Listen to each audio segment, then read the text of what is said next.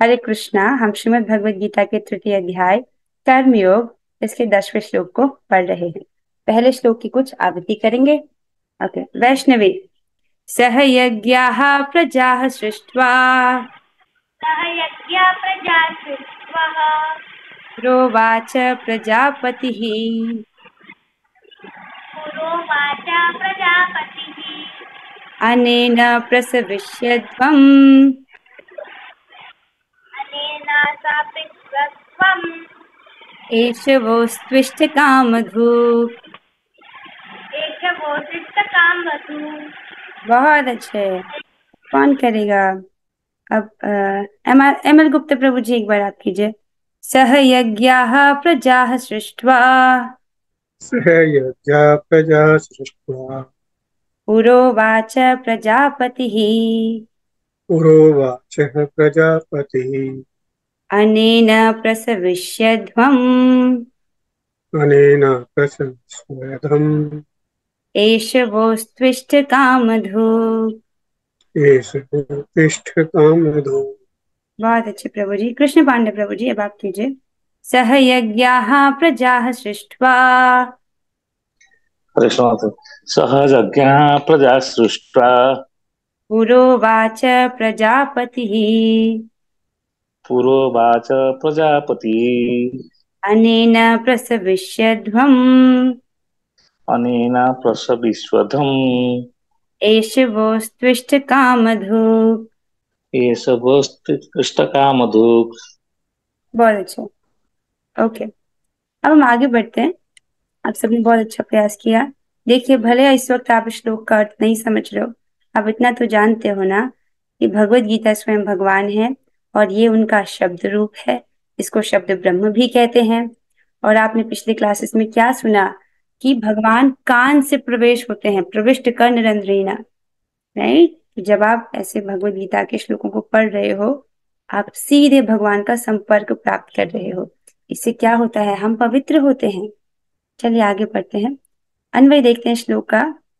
पुरा अर्थात आदि आदि काल में, सह यज्ञाः यज्ञ के साथ, प्रजाः संतियों को, सृष्टा रचकर, प्रजापति ही कौन? प्रजापति भगवान विष्णु ने, उवाच कहा। तो सृष्टि के प्रारंभ में समस्त प्राणियों के स्वामी प्रजापति ने विष्णु के लिए यज्ञ सहित मनुष्यों तथा देवताओं की संततियों को रचा और उनसे कहा, क्या कहा? अनेना इस यज्ञ के द्वारा, प्रसविष्यध्वम् तुम अधिकाधिक समृद्ध हो। एषः यह यज्ञ, वह तुम लोगों को इष्ट अर्थात समस्त वांछित वस्तुओं का कामधुक प्रदाता अस्तु होवे। राइट? उन्होंने आदिकाल में यज्ञ के साथ प्रजापति भगवान विष्णु ने संततियों को रचा और कहा कि इस यज्ञ के द्वारा तुम अधिकाधिक समृद्ध हो और तुम लोगों को समस्त वांछित वस्तुओं का ये जो यज्ञ है वो प्रदाता हो। राइट? अब इसका हम भावार्थ पढ़ेंगे। भगवान कह रहे हैं श्लोक में, सृष्टि के प्रारंभ में समस्त प्राणियों के स्वामी प्रजापति ने विष्णु के लिए यज्ञ सहित मनुष्यों तथा देवताओं की संततियों को रचा और उनसे कहा, तुम इस यज्ञ से सुखी रहो, क्योंकि इसके करने से तुम्हें सुखपूर्वक रहने तथा मुक्ति प्राप्त करने के लिए समस्त वांछित वस्तुएं प्राप्त हो सकेंगी। भगवान ने क्या कहा? तुम इस यज्ञ से सुखी रहो और यज्ञ करेंगे तो क्या होगा? इससे करने से तुम्हें सुख पूर्वक रहने तथा मुक्ति प्राप्त करने के लिए समस्त वांछित वस्तुएं, वो सारी वस्तुएं जो जिसकी तुम्हें इच्छा है, वो सब प्राप्त हो सकेंगी। किसके द्वारा? यज्ञ के द्वारा। आइए तात्पर्य पढ़ते हैं। बहुत सुंदर तात्पर्य है इसका। अनुवाद और तात्पर्य कृष्ण कृपा मूर्ति श्री श्रीमद एसी भक्ति वेदांत स्वामी प्रभुपाद द्वारा। प्रभुपाद जी हमें बता रहे हैं, बहुत सुंदर तात्पर्य है, इसको आप ध्यान से सुनिएगा। राइट? सबसे पहले तो प्रभुपाद जी बता रहे हैं कि इस भौतिक जगत को रचा ही क्यों गया है। इस भौतिक सृष्टि जिसको दुखालय कहते हैं, इसको रचा ही क्या क्यों गया है, इसकी जरूरत क्या थी? तो प्रभुपाद जी बता रहे हैं, प्राणियों के स्वामी कौन है? भगवान विष्णु। प्राणियों के स्वामी विष्णु द्वारा भौतिक सृष्टि की रचना बद्ध जीवों के लिए भगवत धाम वापस जाने का सुअवसर है। इस सृष्टि के सारे जीव प्रकृति द्वारा बद्ध हैं। पहली बात आपको समझ आई कि ये भौतिक सृष्टि की रचना भगवान विष्णु ने की, क्योंकि बद्ध जीवों के लिए भगवत धाम वापस जाने का उनको सुअवसर देने के लिए। हम सभी बद्ध जीव हैं और इस सृष्टि की रचना क्यों की गई है? ताकि हम सबको ये बहुत अच्छा अवसर मिल सके। किस चीज का अवसर? भगवत धाम वापस जाने का। ठीक है, अब प्रश्न बनता है कि यहाँ पर जो जीव है वो बद्ध क्यों हैं? हम सभी बद्ध क्यों हैं? तो इसके उत्तर में कहते हैं, इस सृष्टि के सारे जीव प्रकृति द्वारा बद्ध हैं, क्योंकि उन्होंने श्री भगवान विष्णु या कृष्ण के साथ संबंध को भुला दिया है। क्योंकि हम अपने संबंध को, भगवान के साथ हमारा क्या संबंध है, उसको भूल गए हैं। राइट? सो एक श्लोक भी आता है, कृष्ण भूलिया जीव भोग वांछा करी। तब उसको माया देवी फिर दंड देती है। कृष्ण को भूल करके जीवात्मा भोग वांछा करता है, फलस्वरूप माया उसको दंड देती है। इस शाश्वत संबंध को समझने में वैदिक नियम हमारी सहायता के लिए है। राइट? जो जीव है वो भगवान के साथ अपने शाश्वत संबंध को भूला हुआ है। तो फिर प्रश्न ये है कि हम अपने उस संबंध को कैसे पुनः स्थापित कर पाए। इसके उत्तर में कहते हैं कि इस शाश्वत संबंध को समझने में वैदिक नियम हमारी सहायता के लिए हैं। जैसे कि भगवत गीता में कहा गया है, वेदैश्च सर्वे रहमेव वेद्य। तो ये जो श्लोक है, ये फिर से भगवत गीता के अध्याय 15 श्लोक संख्या 15 पुरुषोत्तम योग से प्रभुपाद जी बोल रहे हैं, जिसमें भगवान कहते हैं, सर्वस्य चाहम हृदि सन्निविष्टो मत्तः स्मृतिर्ज्ञानमपोहनं च वेदैश्च सर्वे रहमेव वेद्य।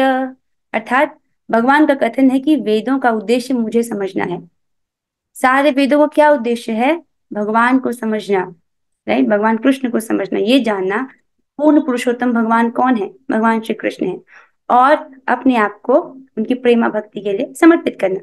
तो इसके लिए जो वेद है वो हमारी सहायता करते हैं, ताकि हम भगवान के साथ जो संबंध है जिसको हम भूल गए हैं उसको पुनः स्थापित कर सकें।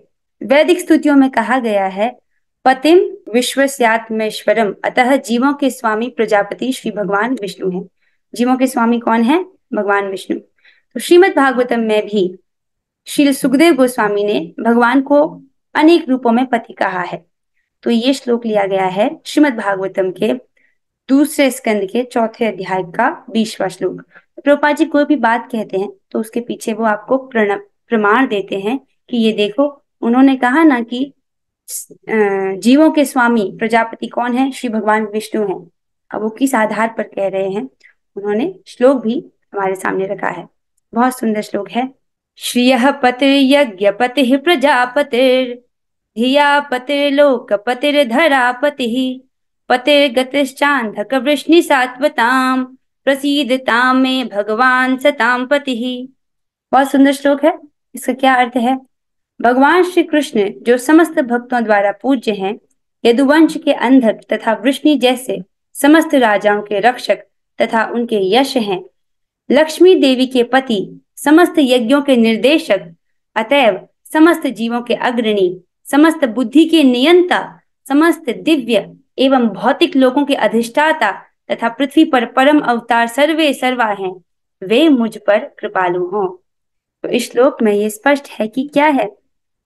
स्पष्ट है कि प्रजापति तो भगवान विष्णु हैं और वे समस्त प्राणियों के, समस्त लोकों के तथा सुंदरता के स्वामी हैं, पति हैं और हर एक के त्राता हैं। राइट? प्रभुपाद जी ने बोला कि समस्त जीवों के स्वामी प्रजापति कौन है? भगवान विष्णु है। आगे चलते हैं। भगवान ने इस भौतिक जगत को इसलिए रचा कि बद्ध जीव ये सीख सके कि वे विष्णु को प्रसन्न करने के लिए किस प्रकार यज्ञ करें, जिससे वे इस जगत में चिंता रहित होकर सुखपूर्वक रह सकें तथा इस भौतिक देह का अंत होने पर भगवत धाम को जा सकें। बहुत खूबसूरत, बहुत सुंदर बात प्रभुपाद जी हमें बता रहे हैं कि ये भगवान ने इस भौतिक जगत को क्यों रचा। राइट?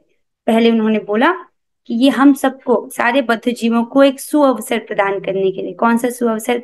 भगवत धाम जाने का। राइट? और अभी उसको और स्पष्ट कर रहे हैं कि उन्होंने भौतिक जगत को, भगवान विष्णु ने इस भौतिक जगत को इसलिए रचा कि बद्ध जीव क्या सीख सके, कि बद्ध जीव सीख सकें कि वे विष्णु को प्रसन्न करने के लिए किस प्रकार यज्ञ करें, राइट, जिससे वे इस जगत में चिंता रहित होकर सुखपूर्वक रह सकें, और ये जब भौतिक देह छूट जाए, भौतिक देह के अंत होने पर भगवत धाम को जा सके। बद्ध जीव के लिए ही यह संपूर्ण कार्यक्रम है। तो भगवान को कोई इच्छा नहीं है इस सृष्टि की, भगवान को इसकी कोई जरूरत नहीं है। अब क्योंकि हमारी इच्छा है, हम इधर भोग करना चाहते हैं, इसलिए उन्होंने इसको बनाया है। लेकिन इस प्रकार की व्यवस्था है कि हम भोगों से किस प्रकार निवृत्त हो सकें और भगवान की सेवा में स्वयं को नियोजित कर सकें। ओके, तो बद्ध जीव के लिए ही यह संपूर्ण कार्यक्रम है। तो कितना सुंदर तरीके से प्रभुपाद जी ने इसे लिखकर स्पष्ट किया है।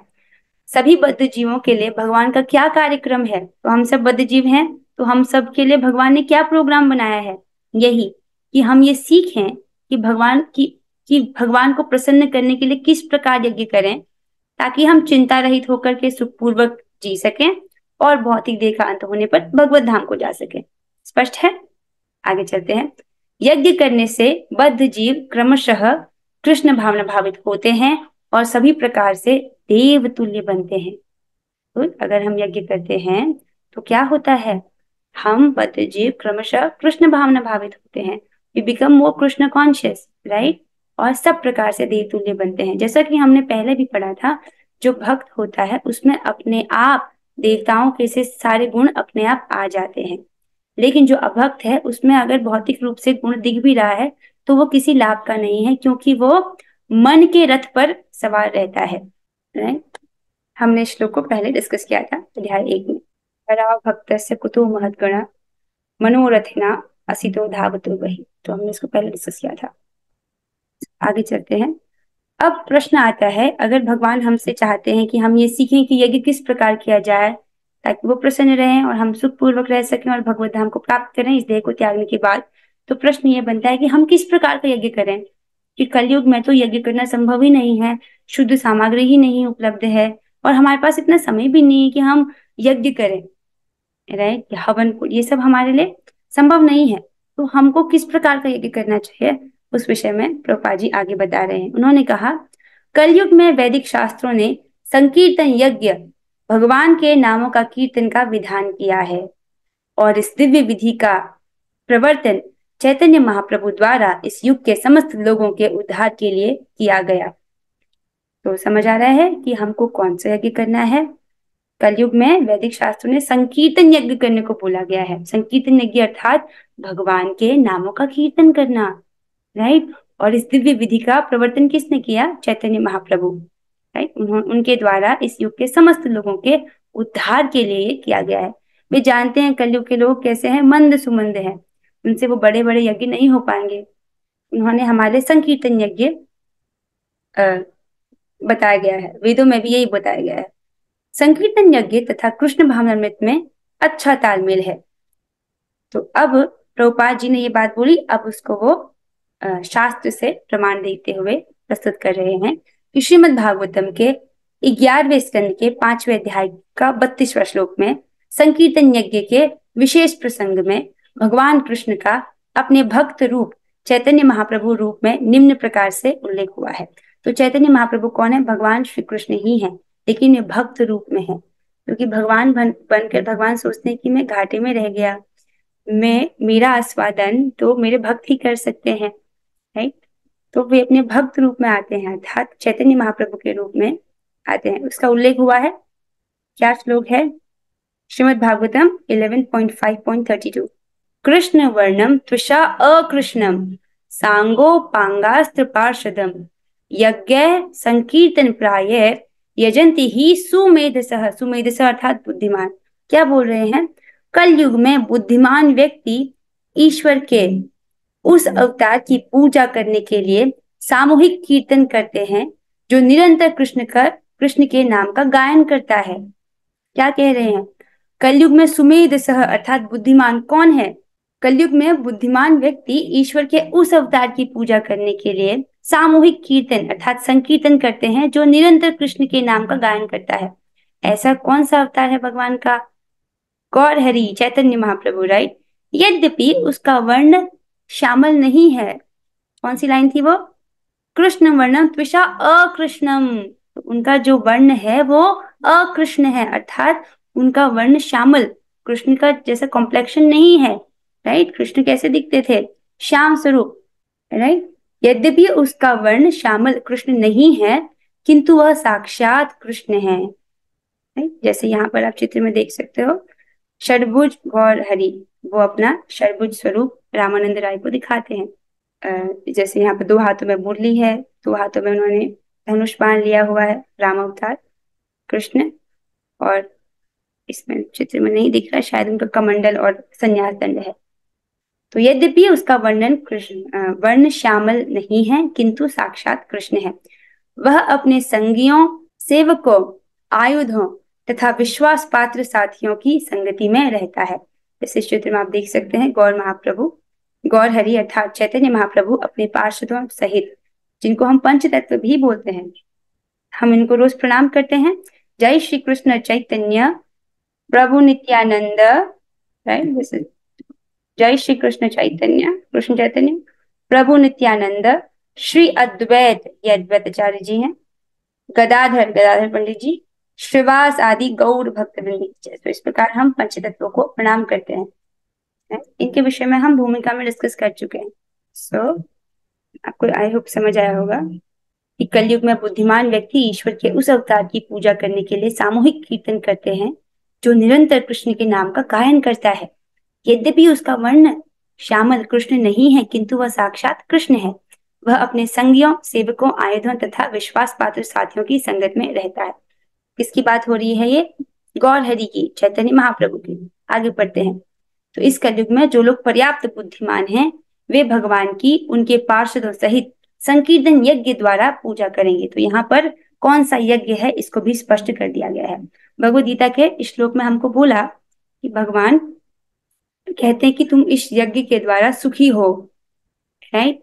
तो अब वो चाहते हैं कि जीवात्मा यज्ञ करना सीखे इस प्रकार से, जिससे कि भगवान विष्णु प्रसन्न हो, राइट, ताकि वो इस जीवन में सुखपूर्वक रह सकें और उनको भगवत धाम की प्राप्ति हो। तब अब बोला जा रहा है कि कौन सा यज्ञ कर रहे हैं कलयुग में? तो बोला जा रहा है स्पष्ट रूप से, इस कलयुग में जो लोग पर्याप्त बुद्धिमान हैं, वे भगवान की उनके पार्षदों सहित संकीर्तन यज्ञ द्वारा पूजा करेंगे। संकीर्तन यज्ञ अर्थात भगवान के नामों का कीर्तन। जैसे हरे कृष्णा कृष्ण कृष्णा हरे हरे, हरे राम राम राम हरे हरे, राइट। भगवान के जो हरि नाम है उसके द्वारा उनकी पूजा करेंगे। संकीर्तन में क्या होता है? सामूहिक भक्त लोग साथ में मिलकर के कीर्तन करते हैं हरि नाम का। वेदों में वर्णित अन्य यज्ञों को इस कलयुग में कर पाना सहज नहीं, किंतु संकीर्तन यज्ञ सुगम है और सभी दृष्टि से अलौकिक है, जैसा कि भगवत गीता में भी 9.14 संस्तुति की गई है। सो आगे बढ़ते हैं। I hope this is clear कि कलयुग में बुद्धिमान लोग क्या करते हैं, वो राइट संकीर्तन यज्ञ द्वारा भगवान की पूजा करते हैं। अब आए कुछ प्रश्न उत्तर हैं, आई होप आपको स्पष्ट हुआ होगा। अब आपकी बारी है। आज की क्लास से तो 5 प्रश्न हैं। सो लेट्स सी आपको कितना समझ आया है। Let me give you access to your mics. जिसको प्रश्न का उत्तर पता हो आप अपने हाथ को खड़ा कीजिएगा। ओके, पहला प्रश्न है, भौतिक सृष्टि की रचना किसने की है और क्यों की है? जूम में एक बटन होता है हैंड रेज का, ठीक है। अगर आप फिजिकली हैंड रेज करोगे तो मुझे नहीं दिखेगा, और अगर आप जूम का करोगे तो मैं देख पाऊंगी। ओके, सुचित्रा माता जी आप बताइए इससे क्या उत्तर है? भौतिक सृष्टि की रचना भगवान विष्णु ने की है और बद्ध जीवों को भगवत धाम वापस बुलाने के लिए। किसने की है माता जी? इसको हम स्पष्ट हरे नहीं कृष्ण, प्राणियों के स्वामी भगवान विष्णु ने। आपने सही बोला, ठीक है, सही उत्तर है। आगे बढ़ते हैं। प्रश्न नंबर 2, इस सृष्टि के सारे जीव प्रकृति द्वारा बद्ध क्यों हैं? राइट, सारे जो जीव हैं इस सृष्टि में वो बद्ध क्यों हैं? ओके, आभा माता जी आप बताइए। इस सृष्टि के सारे जीव प्रकृति द्वारा बद्ध है क्योंकि उन्होंने अपने और कृष्ण के संबंध को बुला दिया है। बहुत सुंदर उत्तर माता जी, परफेक्ट आंसर, क्योंकि बद्ध जीवों ने भगवान के साथ अपने संबंध को भुला दिया है। अगले प्रश्न की ओर बढ़ते हैं। प्रश्न नंबर 3, भगवान ने इस भौतिक जगत को क्यों रचा और बद्ध जीवन के लिए भगवान का संपूर्ण कार्यक्रम क्या है? भगवान ने हम सबके लिए क्या प्रोग्राम बनाया है? That's interesting. Let's see who can answer this. ये थोड़ा सा लंबा उत्तर है, कौन कर सकता है इसको? मदन मोहन प्रभु जी, यू वांट टू से? बताइए। हरे कृष्ण माता जी। हम्म भगवान ने इस भौतिक जगत को इसलिए रचा है कि हम इस भौतिक जगत से पार जाकर और भगवत धाम पहुंच सके। और जो बद्ध जीव के लिए भगवान का कार्यक्रम यही है कि हम भगवान की प्रसन्नता के लिए यज्ञ रूप में सारे कर्म करें, और इस जगत के अंदर जब हम यज्ञ रूप में भगवान की प्रसन्नता के लिए कर्म करेंगे तो चिंता रहित होकर सुखपूर्वक यहाँ पर रह पाएंगे, और अंत में जब हम देह त्यागेंगे तो भगवान के पास भगवत धाम पहुंच पाएंगे। परफेक्ट उत्तर दिया प्रभु आपने, बहुत सुंदर। उन्होंने इसलिए ताकि बद्ध जीव ये सीख सके कि यज्ञ किस प्रकार करे कि भगवान विष्णु प्रसन्न हो और उनको करके वो सुखपूर्वक रह सके और अंत में भगवत धाम की मतलब देह त्यागने के बाद भगवत धाम की प्राप्ति कर सके। बहुत सुंदर उत्तर दिया प्रभु जी आपने। नेक्स्ट क्वेश्चन है, डैश करने से बद्ध जीव क्रमशः कृष्ण भावना भावित होते हैं और सभी प्रकार से देव तुल्य बनते हैं। राइट, डैश करने से, fill in the blank one word. Vaishnavi, you tell this. Fourth question आप बताइए। यज्ञ करने से बद्ध जीव क्रमशः कृष्ण भावना भावित होकर और सभी प्रकार से देवतुल्य बन जाते हैं। बहुत अच्छे, यज्ञ करने से, वेरी गुड। अब जानते हैं कि कौन है, कौन सा यज्ञ हमको करना चाहिए। सो नाउ अब हम करेंगे आखिरी प्रश्न। इस कलयुग में जो लोग बुद्धिमान हैं वे किसकी पूजा करते हैं? इसका प्रश्न का उत्तर हम देंगे। एमएल गुप्ता प्रभु जी आपको, आप बताइए। इस कलयुग में जो लोग बुद्धिमान हैं वे संकीर्तन यज्ञ की पूजा करते हैं। वे संकीर्तन यज्ञ द्वारा भगवान के उस अवतार की पूजा करते हैं जो विष्णु है, जो प्रजापति है। अच्छा कोशिश की आपने, सही बोला, संकीर्तन यज्ञ करते हैं। ओके, चलिए हम किसी और भक्त से सुनते हैं। सुचित्रा माता जी, आप इस प्रश्न का उत्तर दीजिए। इस कलयुग में जो लोग बुद्धिमान है भगवान और उनके पार्षदों की संकीर्तन यज्ञ द्वारा पूजा करते हैं। यस, भगवान के उस स्वरूप की पूजा करते हैं जो निरंतर कृष्ण का नाम लेता है, जो कृष्ण के वर्ण का नहीं है लेकिन स्वयं कृष्ण है। वो कौन है, यही तो हम सुनना चाहते हैं। वो कौन है, क्या नाम है उनका? चैतन्य महाप्रभु। चैतन्य महाप्रभु, यस, चैतन्य महाप्रभु उनके पार्षदों सहित पूजा करते हैं संकीर्तन यज्ञ द्वारा। इसलिए प्रभुपाद जी कहते हैं कि अगर आप हरिनाम जप कर रहे हो और आपके सामने पंच तत्वों का तस्वीर है तो आपको पूरा परफेक्शन प्राप्त हो जाएगा। That's very very nice answer, आप सबने बहुत अच्छा उत्तर दिया। तो वो यज्ञ कौन सा है जिसको हमें करना चाहिए और जिससे प्रतिजीव क्रमशः कृष्ण भावना भावित होते हैं और सभी प्रकार से देवतुल्य बनते हैं? संकीर्तन यज्ञ। ओके, अर्थात भगवान के नामों का जप करना। ठीक है, सो विद दिस हम आज की क्लास को यहीं पर विराम देते हैं। अब हम 3 बार हरे कृष्ण महामंत्र करेंगे and then we are ending the class here. Let's do the Hare Krishna महामंत्र 3 times and then we are ending the class here. Hare Krishna Hare Krishna Krishna Krishna Hare Hare, Hare Ram Ram Ram Hare Hare, Hare Krishna Krishna Hare